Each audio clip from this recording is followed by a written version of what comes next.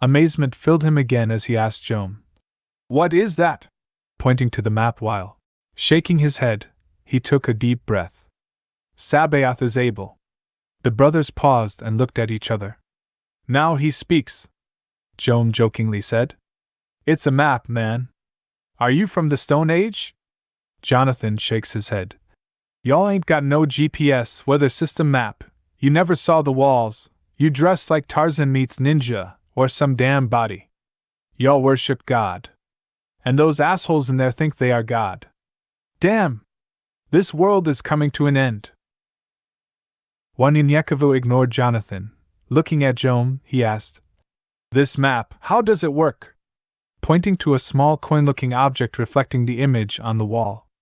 Joan replied, "This is a GPS, weather map that shows you time, temperature, weather conditions, and the likes around you. And that's all it's good for. You can get one of these anywhere. The new ones are real-time though, showing people and objects. There are 3 ways of getting one: trade, barter, or slaughter. It's that simple," Wanyenyekevu said, pointing at the map. "You say we are here? And I need to get here.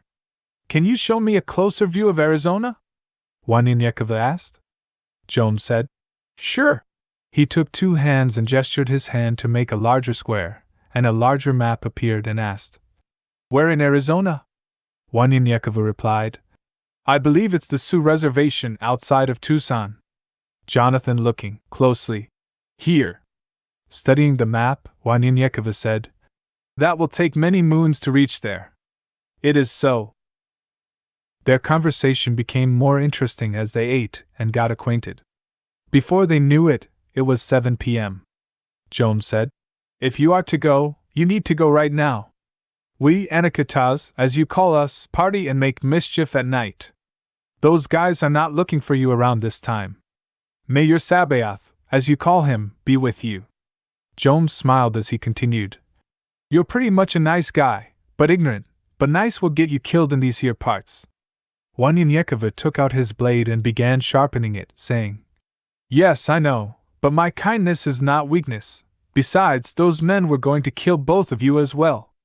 Your life means nothing to them." Joan then said, "Well, they might have thought we were together, for we are not from around here. We, too, are just passing through, waiting to see what our next move is." Pointing at Jonathan, "If someone hadn't decided to gamble our jet bikes away, we would have been out of here long ago." Wanyenyekevu smiled. "You must come with me on my journey and let us learn from each other." Joan thought for a minute, looked at Jonathan, and shook his head. "We can go as far as Las Cruces, New Mexico, and then we must head north to Albuquerque. I guess we can go that way. Hell, we've been here what?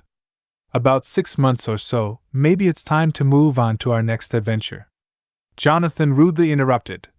"But what the fuck can we learn from your ass? You don't know shit."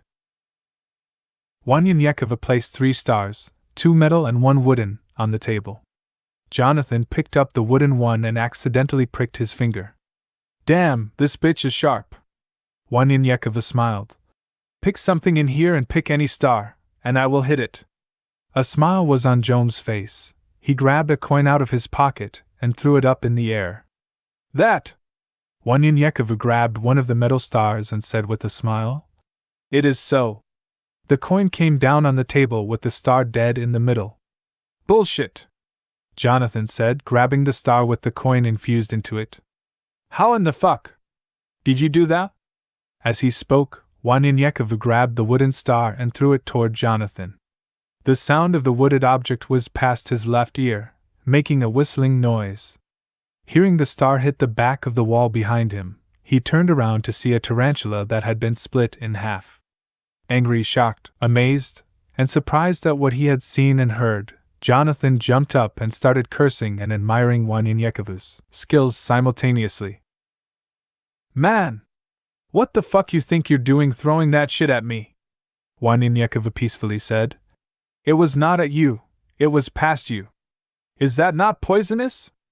I have never seen such a gigantic spider like that before." Jonathan replied. "That bitch ain't shit, but a big-ass spider. You never saw a tarantula before either, hell nah."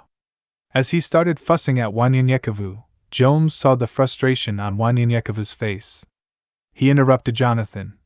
Shut your bitch ass up! Joam then looked at Wanyanyekevu. Excuse my brother, he has a mean bark, but he ain't got no bite. Wanyanyekevu had a confused look on his face at the saying. Joam patted his brother on the chest 3 times. He has a delicate heart,